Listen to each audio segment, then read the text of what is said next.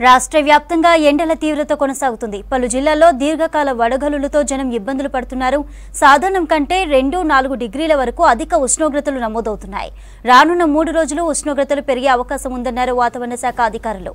అక్కడక్కడ వడగలులు వీచే అవకాశం ఉందని తెలిపారు. అయితే ఉపరితల ఆవర్తనం ప్రభావంతో కొన్ని ప్రాంతాల్లో వర్షాలు కురిసే ఛాన్స్ ఉందన్నారు. తేలికపాటి నుండి మోస్తరు వర్షాలు పడతాయన్నారు. కొన్ని చోట్ల ఉరుములు మెరుపులతో కూడిన వర్షాలు పడే అవకాశం ఉందని ప్రకటించింది వాతావరణ శాఖ. వెదర్ రిపోర్టుపై హైదరాబాద్ ఐఎండీ అధికారి ధర్మరాజ్తో హరిత ఫేస్ టు ఫేస్. రికార్డ్ స్థాయిలో టెంపరేచర్స్ నమోదవుతున్నాయి. ఉక్కపోతలతో ఇటు పబ్లిక్ తీవ్ర ఇబ్బందులు ఎదుర్కొంటున్నారు. అసలు ఎందుకు ఇంతగానం వేడి నమోదవుతుంది, ముఖ్యంగా రానున్న రోజుల్లో ఎండల తీవ్రత ఎట్లా ఉంటుంది అడిగి తెలుసుకుందాం. మనతో పాటు హైదరాబాద్ వాతావరణ శాఖ అధికారి ధర్మరాజ్ గారు ఉన్నారు, మాట్లాడదాం. సార్ చెప్పండి, అసలు చూస్తున్నాము మే నెల అంటే సమ్మర్లో పీక్ స్టేజ్ అనుకోవచ్చు, కానీ ఈ సంవత్సరం అది ఇంకా అధికంగా ఉంది. ఎందుకు ఇంత ఎండల తీవ్రత నమోదవుతుంది? ముఖ్యంగా ఈ రానున్న 3 రోజుల్లో వెదర్ ఎలా ఉండబోతుంది? ప్రస్తుతం కనుక తెలంగాణ రాష్ట్రంలో కనుక వాతావరణ పరిశీలన కనుక చూసుకున్నట్లయితే నిన్న ఏర్పడినటువంటి ద్రోణి క్రమేపీ బలహీనపడింది. అంతేకాకుండా దీనికి అనుసంధానంగా ఒక ఉపరితల ఆవర్తనం అనేది మరత్వాడ పరిసర ప్రాంతాల్లో సముద్ర మట్టానికి 1.5 కిలోమీటర్ల ఎత్తులో కొనసాగుతూ ఉంది. దీనివల్ల మనకి రాష్ట్రంలో గత 2 రోజుల నుంచి కూడా చూసుకున్నట్లయితే చాలా చోట్ల అసౌకర్యంగా మనకి ఉక్కబోత వాతావరణం అయితే చాలా చోట్ల కనిపించింది. అంతేకాకుండా ఉష్ణమండల తీవ్రత అనేది కూడా చాలా ఎక్కువగా ప్రజలు కూడా చాలా ఎక్కువగా ఫీల్ అవుతూ ఉన్నారు. అంతేకాకుండా ఈ యొక్క గ్రీష్మతాపం అనేది కూడా పెరగడం, ఈ గ్రీష్మతాపం అధికంగా ఉండడం వల్ల, ఈ వామే టెంపరేచర్స్ అధికంగా ఉండడం వల్ల కూడా మనకి చాలా అసౌకర్యమైనటువంటి వాతావరణం గత 2 రోజులు చూసాము. ఈరోజు కూడా ఈ గ్రీష్మతాపం అనేది కనుక చూసుకున్నట్లయితే తెలంగాణ రాష్ట్రంలో చాలా చోట్ల కొంచెం గ్రీష్మతాపం అనేది తగ్గిందనే చెప్పొచ్చు. అంతేకాకుండా రానున్న రోజు రేపు కూడా ఈ యొక్క గ్రీష్మతాపం కొంచెం అధికంగా ఉండి తర్వాత క్రమేపీ 7, 8, 9 తారీఖుల్లో ఈ యొక్క ఎండ తీవ్రత అనేది తగ్గుముఖం పట్టే అవకాశాలు అయితే ఎక్కువ కనిపిస్తున్నాయి. ఓకే సార్, నిన్న చూసుకుంటే హై టెంపరేచర్స్ దాదాపు 46 పైననే నమోదైనట్టు ఇటు ఖమ్మం కావచ్చు, పెద్దపల్లి జిల్లాలో మనకు రికార్డ్స్ ఇటు గవర్నమెంట్ లెక్కల ప్రకారం తెలుస్తుంది.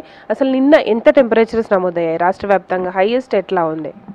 రాష్ట్ర వ్యాప్తంగా కనుక చూసుకున్నట్లయితే ఖమ్మం 45 డిగ్రీలు నమోదు చేయడం జరిగింది. అంటే చాలా చోట్ల 41 నుంచి 44, కొన్ని చోట్ల 45, ఖమ్మం అనే డిస్టిక్లో 45 డిగ్రీలు నమోదు జరగడం జరిగింది. ఈరోజు రేపు కూడా మేము వాతావరణ శాఖ ఆరెంజ్ అలర్ట్ అయితే జారీ చేయడం జరిగింది. ఈ యొక్క ఉష్ణమండల తీవ్రత అనేది క్రమేపీ ఎల్లుండ నుంచి తగ్గుముఖం పట్టే అవకాశాలు అయితే ఎక్కువ కనిపిస్తున్నాయి. సో మే 6 నుంచి కూడా ఈ యొక్క తీవ్రతను అంచనా దృష్టిలో పెట్టుకుని ఎల్లో కలర్ అలర్ట్ అయితే ఇవ్వడం జరిగింది. 7, 8 తారీఖుల్లో మనకి తెలంగాణలో తేలికపాటి నుంచి మోస్తారు వర్షాలు అయితే అక్కడక్కడ ఈదుడుగాళ్లతో ఉరుముడు మెరుపులతో పాటు కురిసే అవకాశాలు అయితే ఎక్కువ కనిపిస్తున్నాయి. సార్, తెలంగాణలో ఆరెంజ్ అలర్ట్ చాలా జిల్లాల్లో కొనసాగుతుంది దాదాపు 3-4 రోజుల నుంచి. ప్రస్తుతం ఆరెంజ్ అలర్ట్ ఏ జిల్లాల మీద ఉండబోతుంది? ఎల్లో అలర్ట్ ఏ జిల్లాల్లో ఉంది? ప్రస్తుతం కనుక చూసుకున్నట్లయితే ఆరెంజ్ అలర్ట్ పర్టికులర్గా ఒక 18 జిల్లాలని అంచనా వేయడం జరిగింది. ఆ 18 జిల్లాల్లో కూడా 10 జిల్లాలకు మేము ఆరెంజ్ అలర్ట్ అయితే జారీ చేయడం జరుగుతుంది. మరి ముఖ్యంగా చూసుకున్నట్లయితే ఆదిలాబాద్, అంతేకాకుండా నిర్మల్, నిజామాబాద్, జగిత్యాల్, రాజన్న సిరిసిల్ల, తర్వాత కామారెడ్డి, మహబూబ్ నగర్, నాగర్ కర్నూల్, వనపర్తి, నారాయణపేట్, జోగులాంబ గద్వాల్ ఈ యొక్క జిల్లాల్లో మరి ముఖ్యంగా చూసుకుంటే ఈ యొక్క అధిక గరిష్ట ఉష్ణోగ్రతల తీవ్రత 44 నుంచి ఇంకా పైపెచ్చు ఎక్కువగానే ఉండే అవకాశాలు అయితే ఎక్కువ ఉంది. కాబట్టి ఈ యొక్క 10 జిల్లాలని ఒక అంచనా వేస్తూ ఈ 10 జిల్లాలకు అయితే ఆరెంజ్ అలర్ట్ అయితే ఇవ్వడం జరిగింది. ఓకే సార్, ఇప్పటికే చూస్తున్నాం హై టెంపరేచర్స్ దాదాపు ఏప్రిల్లోనే 43 నుంచి 45 డిగ్రీల వరకు చాలా జిల్లాల్లో చూసాం. ఈ మే నెలలో ఎంతవరకు హైయెస్ట్ ఎండలు వెళ్ళే అవకాశం ఉంది? ప్రస్తుతం కనుక చూసుకున్నట్లయితే సుమారు 44 నుంచి 46 డిగ్రీలు అయితే ఒక అంచనా వేయడం జరుగుతుంది. ప్రస్తుతం కనుక చూసుకున్నట్లయితే నిన్న ఖమ్మం జిల్లా దగ్గర 45 డిగ్రీలు గరిష్ట ఉష్ణోగ్రతలు నమోదు చేయడం జరిగింది. హైదరాబాద్ సిటీ కనుక తీసుకున్నట్లయితే 44 డిగ్రీలు నమోదు చేయడం జరిగింది. హైదరాబాద్ గురించి మాట్లాడుకుంటున్నాం. హైదరాబాద్లో ఎందుకు ఇంత ఎక్కువ తీవ్రత ఉంది? ముఖ్యంగా గత సంవత్సరం చూసుకుంటే 39-40 డిగ్రీల వరకే హైయెస్ట్ టెంపరేచర్ చూసాం. ఈ సంవత్సరం దాదాపు 44 నుంచి 45 డిగ్రీల టెంపరేచర్స్ నమోదవుతున్నాయి. ఎందుకు అనుకోవచ్చు? రానున్న రోజుల్లో హైదరాబాద్ సిటీలో వెదర్ ఎలా ఉండబోతుంది? ప్రస్తుతం కనుక చూసుకున్నట్లయితే జనసాంద్రత అయితే అంశంలో కంటే ఏంటి సిటీలో నడుస్తున్నట్టు వాహనాల ఉపయోగం కానీ, తర్వాత మనం అనుదినం వాడేటువంటి డైలీ యూసేజ్ ఈ కార్లు కానీ, కార్ నుంచి వెలువడే కార్బన్ ఎమిషన్స్ అయితే ఏంటి అన్నిటినీ ఒక అంచనా వేస్తుంటే ఈ యొక్క అంతేకాకుండా సిటీలో చాలా చోట్ల మనకి కాంక్రీట్ ప్లాట్ఫామ్స్ అనేవి మనం చూస్తుంటాము. ఈ యొక్క కాంక్రీట్ ప్లాట్ఫామ్స్ కూడా పెరిగిపోవడం వల్ల కూడా ఒక కారణంగా మనం ఒక అంచనా వేయొచ్చు. అంతేకాకుండా రానున్న రోజుల్లో సిటీలో కనుక చూసుకున్నట్లయితే ఈ యొక్క ఉష్ణ తీవ్రత అనేది 44 నుంచి 45 మధ్యలో 45 దాకా పెరిగే అవకాశాలు అయితే కనిపిస్తున్నాయి. రానున్న 3 రోజుల తర్వాత వెదర్ చల్లబడుతుందని ఒక గుడ్ న్యూస్ అయితే చెప్పారు.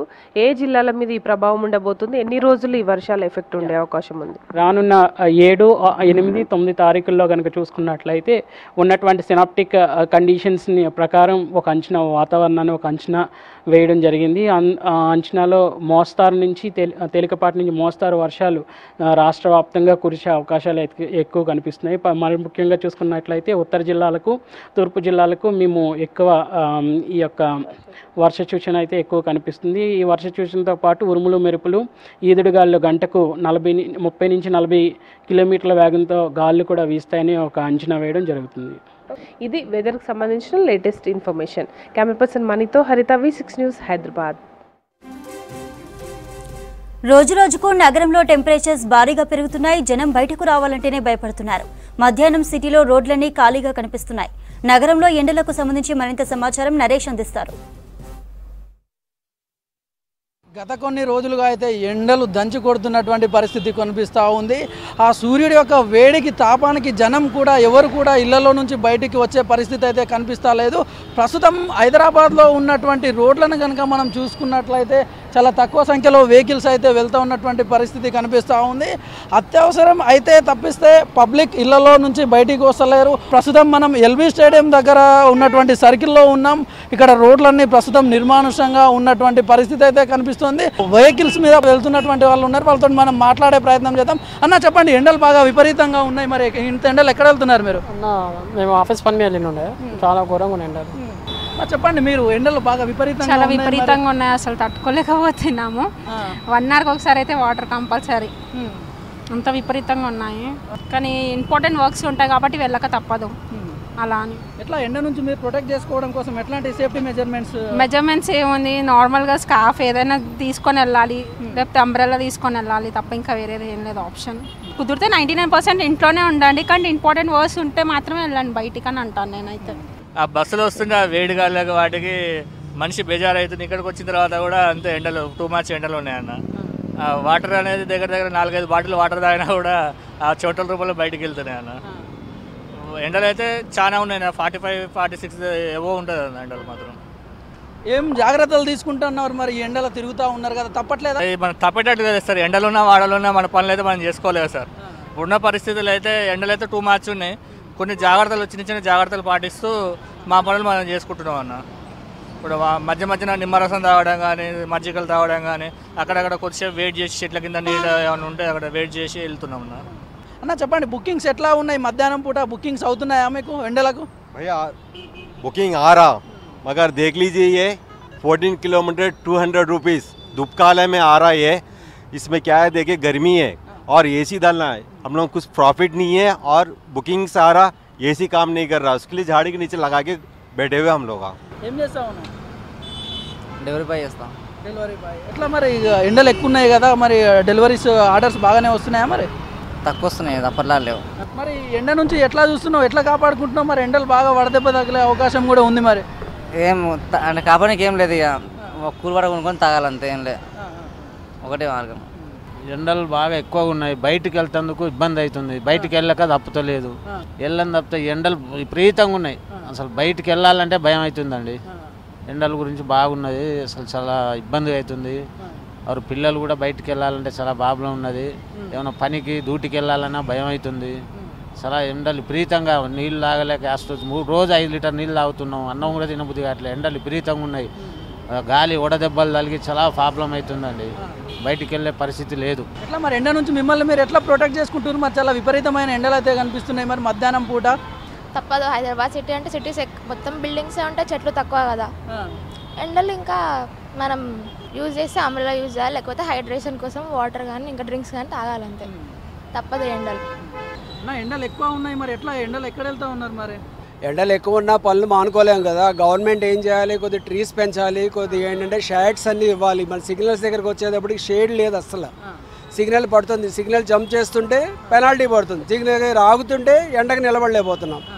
ఎట్లా మరి మీరు ప్రొటెక్షన్ ఎట్లా తీసుకుంటా ఉన్నారు? మరి మీ వ్యక్తిగతంగా మరి ఎండలు అయితే బాగా విపరీతంగా ఉన్నాయి. ఏం చేస్తాము, ఒక హాఫ్ అన్ అవర్ జర్నీ చేయాలంటే 15 మినిట్స్ అయిన 5 మినిట్స్ ఆగుతున్నాం, కొద్ది వాటర్ తాగుతున్నాం. ఇలాగ చెట్లు ఉన్నప్పుడు నీడగా ఉన్నప్పుడు కొద్దిగా ఆగుతున్నాం, ఆగిన తర్వాత జర్నీ చేస్తున్నాం. మళ్ళీ అది కంటిన్యూ జర్నీ చేయాలన్నా కూడా కాదు, 15-20 మినిట్స్ జర్నీ చేసి రెస్ట్ తీసుకుని మళ్ళీ ఒకటి పని చేసుకుంటున్నాం. మస్తు ఎండ కొడుతుంది, నీళ్ళు ఎన్ని తాగినా పోతూనే ఉన్నాయి. ఎండ మరీ టూ మచ్, పోయినసారి కంటే ఈసారి ఎక్కువ టూ మచ్గా కొడుతుంది ఎండ. తప్పక మేము బయటికి రావాల్సిన పరిస్థితి ఉంది అని చెప్పేసి జనం చెప్తున్నటువంటి పరిస్థితి కనిపిస్తూ ఉంది. కెమెరామ్యాన్ జగన్తో నరేష్, V6 న్యూస్, హైదరాబాద్.